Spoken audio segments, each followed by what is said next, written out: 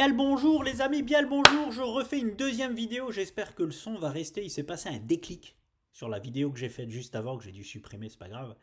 D'un coup, il y a le son qui a pété à la hausse, hein, comme le Bitcoin, j'ai envie de vous dire. Donc j'espère que maintenant le son est... Enfin, en tout cas, ça ne dépend pas de moi, hein, il y a eu un déclic de l'ordinateur, j'ai appuyé sur rien du tout. Donc voilà, j'espère que cette fois-ci le son est bon. J'ai eu encore des plaintes par rapport au son. Écoutez juste ça. J'ai entendu vos plaintes. J'ai essayé de régler le problème. Je me suis acheté un micro qui coûte cher, juste pour ça.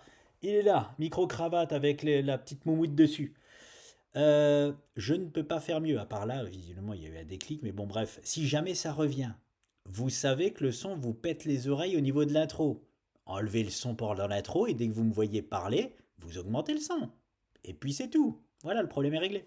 Donc les amis, j'enlève ma tête en grand, je la mets en plus petite parce que l'important est ici. Donc, retour sur Bitcoin, BCH et ETC, les deux dernières cryptos dont je vous ai parlé. Et je ferai une petite dédicace sur Home. Voilà.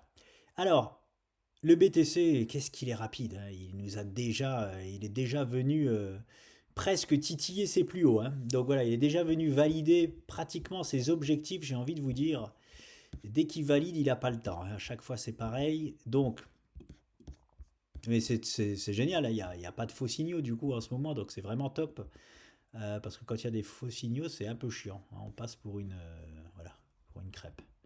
Donc voilà, je vous ai mis cette zone-là pour vous dire attention dans cette zone quand même. Les euphoriques Bitcoin, attention dans cette zone. Les objectifs de la figure sont ici, donc voilà.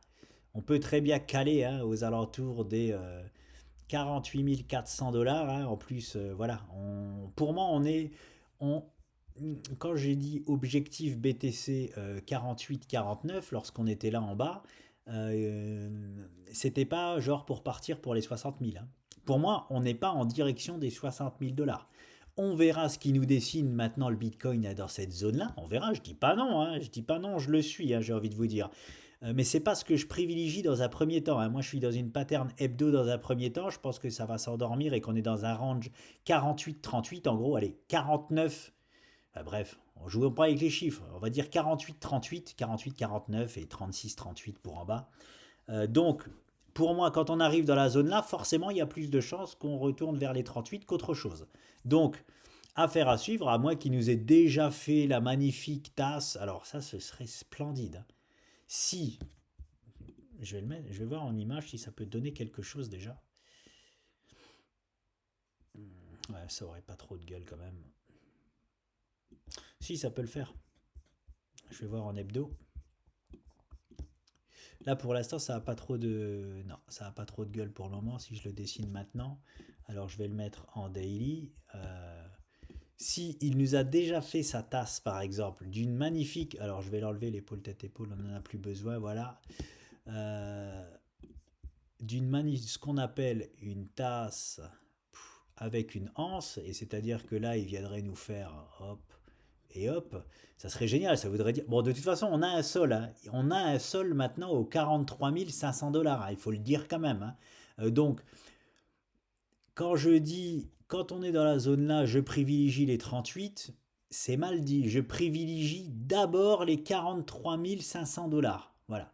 Une fois qu'on va arriver vraiment à titiller, bah, de toute façon, bon, bref, on est déjà dans la zone là, mais vraiment, voilà, dans la zone là, je privilégie, voilà, ce move là, tout simplement. Et après, j'ai envie de vous dire, on analysera quand ça reviendra ici, on a le temps, il faut prendre son temps avec le BTC, avec tous les actifs de toute façon financiers. Donc voilà, le BTC est déjà en train de valider tous ses objectifs. Et tant mieux quand on n'est pas surpris, hein. Je le mets en 30 minutes, est-ce que rien de plus dessus. Donc, je vais appeler cette vidéo très certainement BCH, le grand départ, et ETC aussi, point d'interrogation bien sûr, parce que je vais vous montrer pourquoi, on ne sait pas. C'est précoce de dire ce que je dis là, pour la simple et bonne raison que lorsqu'on prend, et il faut toujours prendre de la hauteur sur les choses, voilà. Vous voyez, oh, je vais enlever même un peu tout ça, je vais zoomer. Vous voyez qu'en hebdo, Il s'est rien passé. Je vais enlever ça. Hop, regardez. Il s'est rien passé. On pourrait croire qu'il s'est rien passé et il s'est rien passé de toute façon en hebdo. Donc c'est prématuré, hein, c'est précoce de dire ce que je dis là, mais c'est avec un peu, on va dire, d'expérience dans le trading qui me fait dire que on peut être enfin sur le départ à la hausse d'un nouveau move sur BCH. Nous verrons ça, mais j'ai effacé ce que je vous avais mis aussi et je reviens dessus parce que je vous en avais parlé.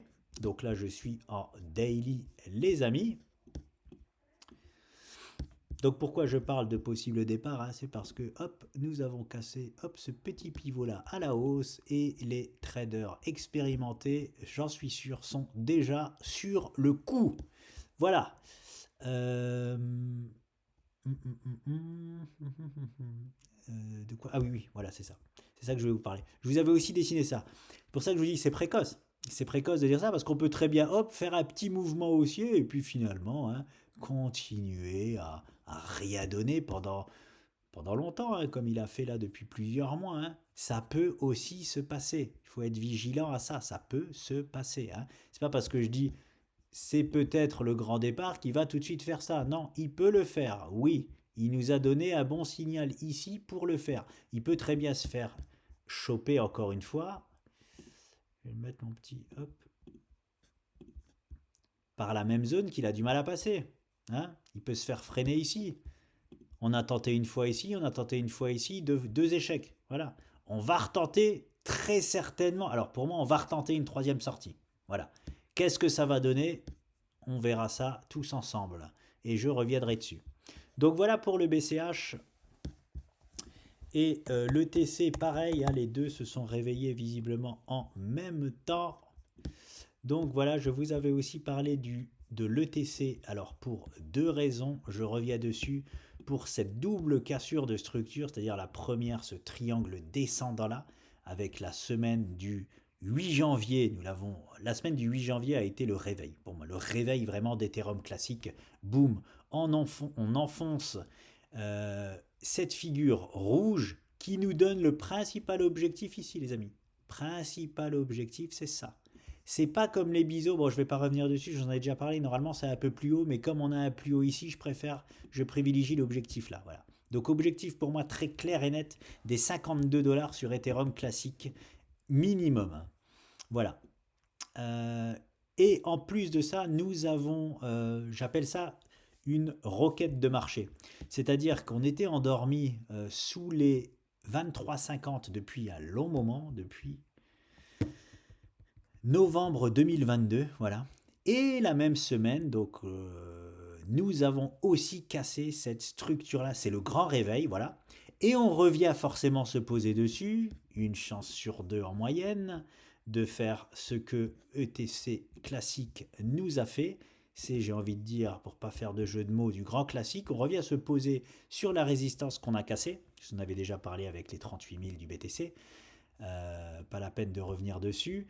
Et de fort belle manière, voilà, nous avons fait une consolidation magnifique. Elle est magnifique, une belle petite séance. Alors on préfère que ce soit sur les plus hauts, mais on n'a jamais, enfin si, on en a des structures parfaites, mais on a rarement des structures parfaites.